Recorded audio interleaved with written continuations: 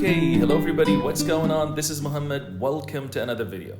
In this video, I'm going to teach you how to solve for the perimeter of this figure here. So if you're interested, which might be a little bit tricky, okay, so if you're interested, pause this video, give this problem a try, and then keep watching this video for a solution.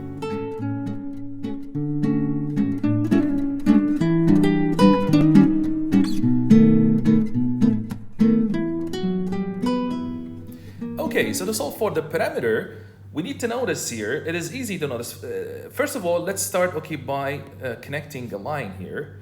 Okay, so I'll connect a line, So I'll connect a line here, okay, and then I'll make it dashed. Okay, so let me make it dashed, and then let me remove the ruler.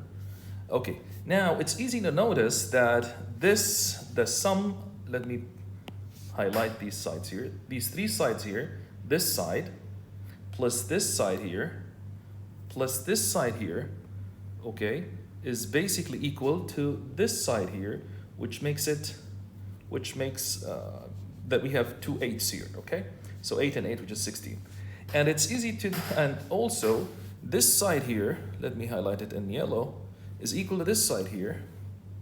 Okay, so we have two 8s, two more 8s. Okay, so 16 plus 16, which is 32. And the last thing that we need to notice, let me highlight this in red, This side here is basically equal to 6. And the sum of this side and this side here is also equal to 6. So we have two 6s. Okay, so 6 and 6, that's 12. Okay, so the perimeter of this figure is nothing but 16, the green part, which is basically 16, plus the yellow part, which is also 16, plus the red part, which is 12, and that's make it 44.